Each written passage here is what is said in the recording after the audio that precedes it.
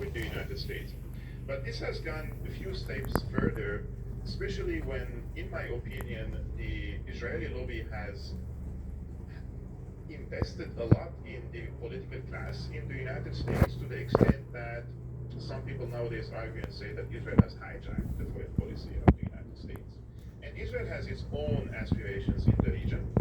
Israel talks about, through its officials, that their goal is to become the hegemon in the region. And for you to become a hegemon, any competitor has to be sidelined, whether economically or politically or militarily. And that's why we have seen also several conflicts. 2003 Iraq, General Wesley Clark's named 7 countries in 5 years, but this has taken 25 years, basically, for them to implement this plan. And at the end of the list that he mentioned was Iran. So Iran's time was coming sooner or later. In my opinion, this has been planned especially during the war in Syria, because in my opinion what is happening in Iran is the continuation of the war in Syria. Once you pacify Syria and you bring a government that is aligned with the US strategy in the region, you do few things in parallel. One, you open the airspace of Syria to the Israeli fighter jets, because now the entire Syrian air defense systems, which were formidable, completely destroyed by Israel the moment Assad was ousted. So Syria is basically defenseless. So the Israeli fighter jets can fly from whether Tel Aviv, Haifa, all the way into Syria, and from Syria penetrates the skies of Iraq in the northern part, which is the Iraqi Kurdistan region, and can bomb inside Iran itself, which means Israel has complete aerial superiority because of the regime change in Syria. And this was the pre-phase to this current war ongoing inside Iran itself. So the Iranians, in my opinion, they were paranoid by this scenario, especially that in 1953, when they elected Mossadegh as a prime minister, and he wanted to nationalize the oil and keep the country sovereign, the MI6 and the CIA, they orchestrated a coup in the country. They ousted him to take over the oil and the fuel and the energy resources of Iran, which is very rich in its resources. And this has led to a few decades of authoritarian system in Iran, a monarch basically, which had absolute powers, and also it was aligned with the US and Israeli, let's say, strategy in the region. But people inside Iran were unhappy with this situation, that their natural resources are being sold to the outside world. So this led into what people call nowadays the radicalization of the Iranian society, to the level that they, when they rose and when they revolted against the Shah, they preferred an Islamic regime, let's say, or political system that was able to, that was the only force able to remove the Shah from power. And once the Islamic governance has been formed in the country, Iran has been preparing for 40 years for this scenario, for 40 years. Now, many people said that these Iranians were bluffing, but in the 80s, when the Iranians were in war with Iraq, Saddam Hussein was supported by the United States. Saddam Hussein was supported by Saudi Arabia. Saddam Hussein was supported by Germany, to the tune of giving him chemical weapons to strike Iran in the 80s. Iran in the 80s had not even one ballistic missile, zero, nul, nothing to protect itself. And nobody gave Iran weapons during that time. So this has created a collective consciousness and memory in the minds of the Iranian people. I'm talking about ordinary people, that when they came under existential threat via Saddam Hussein, nobody helped them. The only power which gave them the knowledge to develop Scud missiles or ballistic missiles was Syria. And back in the day, Syria was under the rule of Hafez al-Assad, the father of Bashar, who shared this knowledge with him, with the Iranians, and they started developing these missiles as a deterrence weapon against this American foreign policy in the region. And remember, in these past few decades, Iran developed its ballistic and Scud missile program, that to the extent that we can see nowadays that they have become, in my opinion, one of the most advanced countries in terms of developing and inventing weapons. And they are exporting this type of weapons, for example, to Russia. The drones that they have, the Shahad drones, they have given it, supplied it to Russia. The Russians use it against Ukraine. The CIA took these drones and they copied it, they reverse engineered it, and now they're using the exact same drone which the Iranians have developed in their own countries. So the knowledge that the Iranians have acquired in the past decades is enormous and surprised the friends and shocked the enemies, in this case, enemies of Iran, because the plan was decapitate the leadership, cause panic and instability in the country, and the people would come to the street and revolt against the government, and they would say this was a popular revolution against the regime, and they ousted it, and this is the alternative. He is the son of the Shah, who was ousted in the 1979 after the Islamic Revolution against him. And this guy has been living all his life basically in the United States. He has never worked anything in his life. Like, he has never even managed a kindergarten, but they're preparing him as the crown prince, as the new Shah, to come back to the country. So under these circumstances, when the decapitation plan failed, and the Iranians retaliated in a way and manner that their Samson option here was basically to chop the global economy, because they said, if you pose an existential threat against us, we will take these measures to chop the economy to the extent that it will inflict pain on the economies in the United States, in Europe, and elsewhere. And that's why you see nowadays the Europeans are panicking and they're telling the Americans, what have you done? You went into the bombardment campaign against Iran, and the strategy failed, and now you don't have an exit strategy, and now the Iranians are blocking our fuel and our energy resources from the Persian Gulf, because the Strait of Hormuz is 20% of the global oil and fuel and liquefied natural gas supplies come from there. So Trump wanted to de-escalate when the strategy failed. So what did the Israelis do before he de-escalates? They went and they bombed the liquefied natural gas field of Iran in the sea, and this is the richest liquefied natural gas field probably in the world. So what the Iranians have done, they retaliated against the Qatari liquefied natural gas field, and they destroyed 15% of the supplies of Qatar to the world. And this is hundreds of billions of dollars worth of infrastructure and supplies.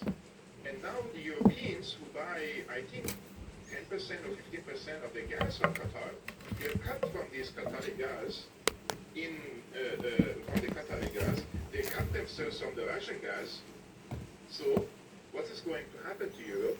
Now the United States will come and tell the Europeans, your gas supplies have been cut from Russia, you're cut from Qatar, we give you the gas, we triple the price. So although this has had catastrophic impact on the global economy, but the American industry is making money and generating profits from it. So you see the madness and the craziness of this, complete disregard to the ecology, to the environment, to the people's economic welfare, and they have driven the region into the edge of abyss, in my opinion. There is no way back from this. Even if the Americans now back off, the Iranians are saying, look, even if you stop this, there is a cessation of hostilities, we are not going to open the Strait of Hormuz for you, or for the Israelis, or for anyone who struck us or helped in striking us, which means the Americans have to talk now directly to the Iranians. But if the Americans talk directly to the Iranians and accept the terms of the Iranians, that means they have to withdraw from some of the major bases from the Middle East. And if they withdraw from these major bases from the Middle East, means the Persia, the Iran, will become the dominant player in the Middle East, in West Asia, not Israel. That's why this is a high-stake game for Israel, and they want to win it, but the stakes are too high. They are unable to win this war. So what is the alternative?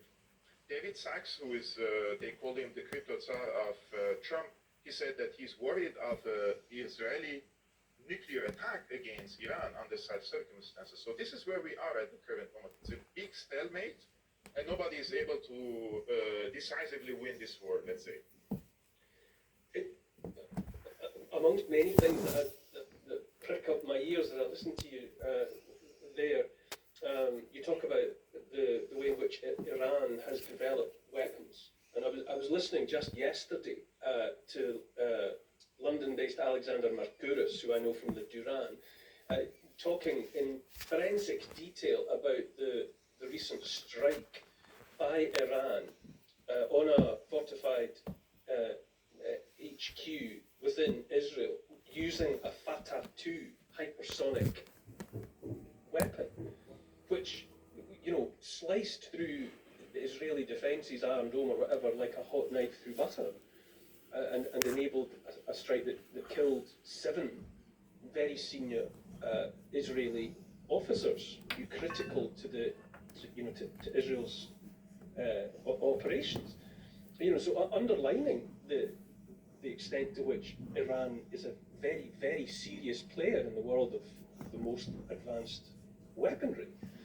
But also, again, I come back to I position myself as a reasonable person, and my number one takeaway at the moment from watching this for the last 3 weeks is that America's appearance on the world stage as the undisputed heavyweight champion of the world has been obliterated. It no longer looks like that, if indeed it ever was that in reality. Now, my seeing the United States of America exposed in that way, again I say, is that someone's cunning plan? Am I supposed to see that within what otherwise looks like madness? Is it playing into somebody else's objectives that America be stripped of that position of seeming dominance? Does that serve someone else's ends? Actually, this started after the Ukraine war and the invasion of Ukraine via Russia. I think there has been some signals, especially when Trump was elected, that turning against Europe was one of the indicators. What any empire does, regardless of whether it's America or not, empires usually either expand territorially or their influence and leverage around the world, economically, politically, and they try to expand as much as they can, but they all reach the same point, and that is when they overstretch, you reach your limit. So we have 800 military bases around the world. You have trillions of dollars in debt in the American economy. The American people are telling Donald, they have told their basically officials by electing Donald Trump, no more forever wars, and especially in the Middle East. That's the platform that Donald Trump was elected on, right?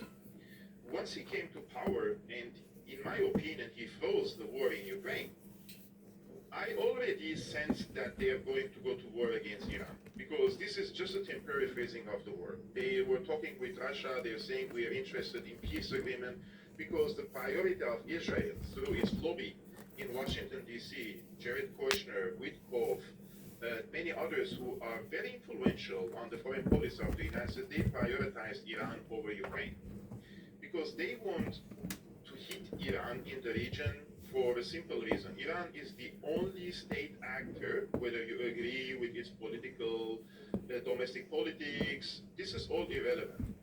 Iran is the only state player, state actor in the world which stands between Israel and the Greater Israel Project.